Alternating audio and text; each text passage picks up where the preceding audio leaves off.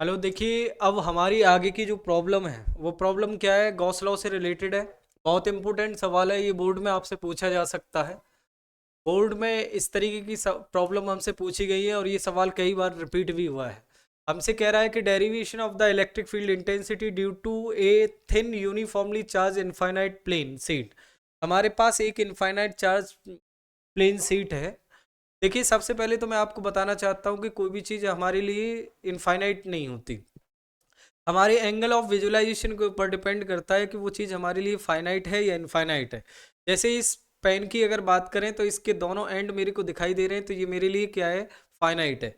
अगर चींटी को यहाँ पर बिठा दिया जाए तो चींटी को ये दोनों एंड दिखाई नहीं दे रहे हैं, तो उसके लिए कैसी हो जाएगी, आपका इनफाइनाइट हो जाएगी, फाइनाइट हो जाएगी। ठीक है, इन चींटी के लिए इनफाइनाइट की तरह बिहेव करेगा। अब देखिए, इससे आगे का पॉइंट हमारा क्या है।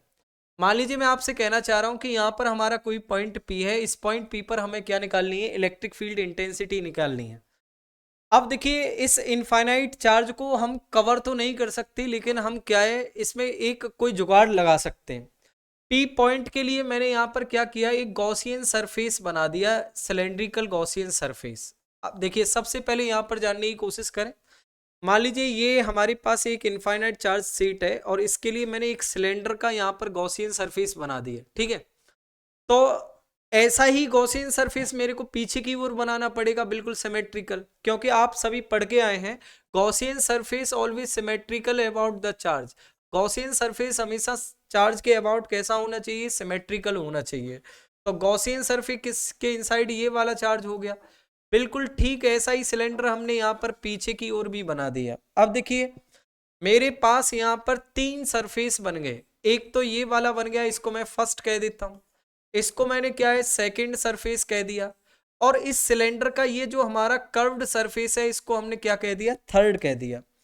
अब देखिए, इलेक्ट्रिक फील्ड लाइंस हमारी कैसे निकलेंगी। इस चार्ज की वजह से इलेक्ट्रिक फील्ड लाइंस ऐसे जाएगी और इस चार्ज की वजह से पीछे की ओर इलेक्ट्रिक फील्ड लाइंस ऐसे जाएगी। देखिए, ये चार्ज इस तरीके से फैला हुआ है, तो इलेक्ट्रिक फील्ड लाइंस ऐसे और इलेक्ट्रिक फील्ड लाइंस हमारी ऐसे जा रही हैं। क्लियर है। अब देखिए, इसके लिए एरिया वेक्टर हमारा ऐसे ही होगा, तो इसके लिए थीटा एंगल कितना हो जाएगा, इलेक्ट्रिक फील्ड और एरिया के बीच का एंगल 0। इसके लिए एरिया वेक्टर इधर होगा, तो थीटा एंगल कितना हो जाएगा, 0 हो जाएगा। यहां तक की कहानी सभी को समझ में आ गई होगी। अब देखिए, सबसे पहली बात, यहां पर अगर कर्व्ड सरफेस पर मैं अगर डी ए एरिया लेता हूं, तो एरिया वेक्टर ऊपर की ओर हो गया, इलेक्ट्रिक फील्ड ऐसे हो जाएगी आगे की तरफ। ठीक है, इलेक्ट्रिक फील्ड और एरिया वेक्टर के लिए एंगल यहां पर कितना हो गया, 90 हो गया।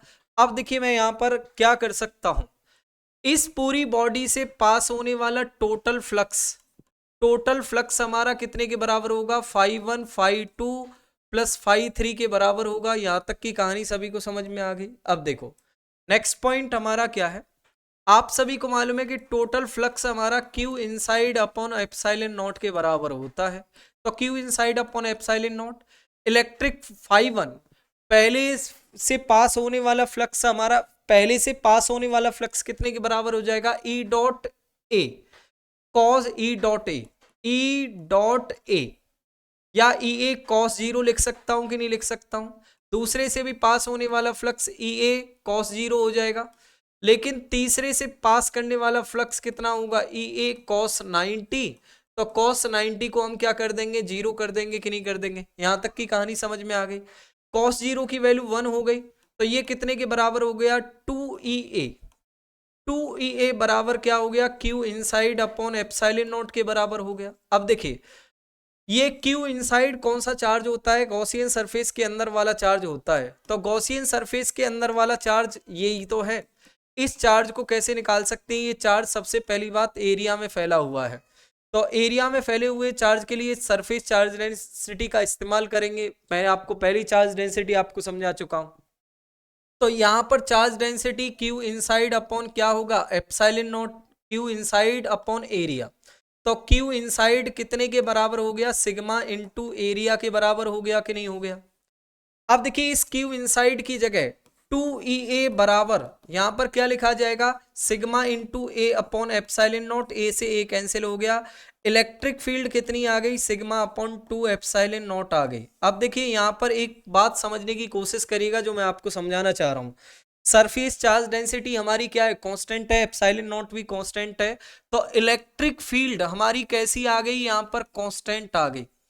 इलेक्ट्रिक फील्ड हमारी कैसी बन गई, यहाँ पर कांस्टेंट बन गई। ये पॉइंट आप सभी को समझ में आया बहुत अच्छे से। इसका मतलब क्या है, इनफाइनाइट सीट के लिए अगर हम कोई भी पॉइंट पर इलेक्ट्रिक फील्ड निकालते हैं तो हर पॉइंट पर इलेक्ट्रिक फील्ड हमारी कितने के बराबर होगी, सिग्मा अपॉन एप्सिलॉन नॉट के बराबर होगी। ये पॉइंट समझ में आया। लेकिन इसमें एक सवाल ये भी दिया गया है कि plot the graph for E versus x.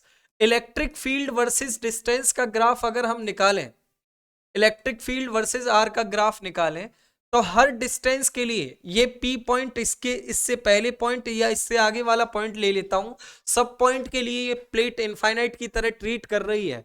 तो हमारी इलेक्ट्रिक फील्ड हमेशा कैसी रहेगी, कांस्टेंट रहेगी। तो आपको ये बात समझ में आ गई, इलेक्ट्रिक फील्ड कांस्टेंट रहेगी और सिग्मा अपॉन 2 एप्सिलॉन नॉट के बराबर होगी। तो ये बात आप सभी को समझ में आ गई।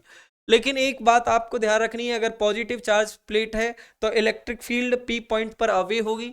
अगर नेगेटिवली चार्ज प्लेट होती तो पी पॉइंट पर electric field towards the infinite charge seat की तरफ होती इलेक्ट्रिक फील्ड की डायरेक्शन। तो डायरेक्शन आपको ध्यान रखनी है। क्लियर है? तो ये पॉइंट उम्मीद करता हूं सभी को समझ में आया। ये सवाल बोर्ड में कई दफा हमसे पूछा भी गया है। अब देखिए, इस लेक्चर का इलेक्ट्रोस्टैटिक का हमारा सबसे लास्ट सवाल है और इस लास्ट सवाल को हमें समझना है।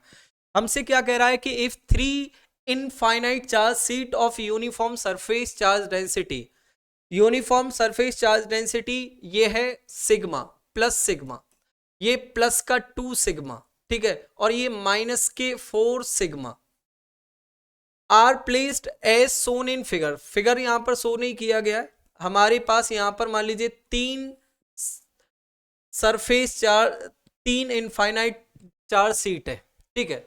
Find out electric field intensities at point A B C D. ध्यान दें, एक पॉइंट ए है, एक पॉइंट बी है, एक पॉइंट सी है और एक पॉइंट डी है।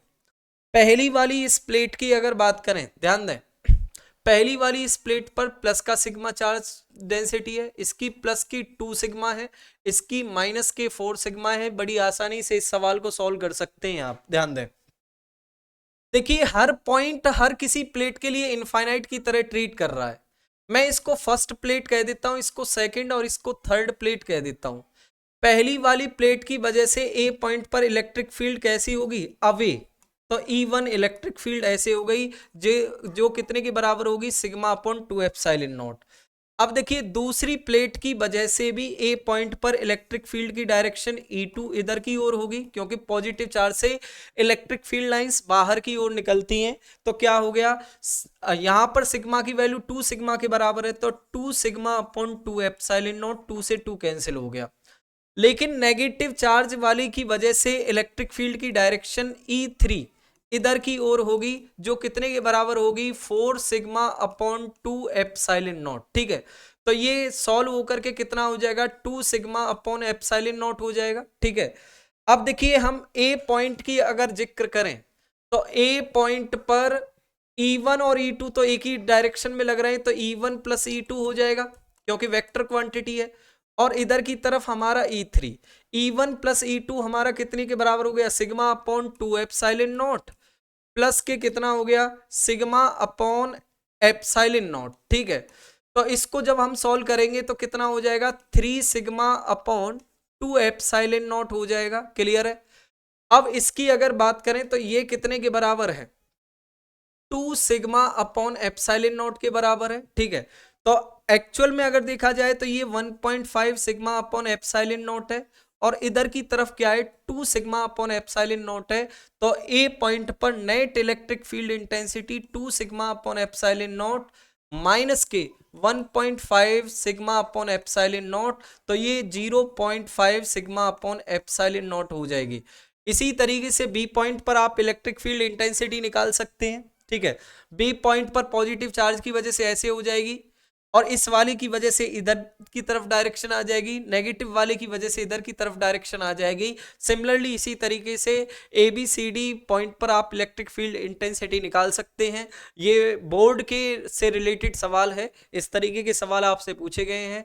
तो आपने इस पूरी इलेक्ट्रोस्टैटिक को बहुत अच्छे ढंग से आपने समझा है, थैंक यू सो मच। लेकिन लेक्चर लेंथी हुआ है, मैंने आपसे पहले ही कह दिया है, जो चीज़ें आपको आती हैं उनको आप स्किप करें, टाइम वेस्ट बिल्कुल ना करें। जो सवाल आपसे नहीं बन पा रहा है उन सवालों को आप करें, लेकिन वीडियो आप जरूर देखें, ये आपके लिए बहुत ज़्यादा बेनिफिशियल है। Thank you so much.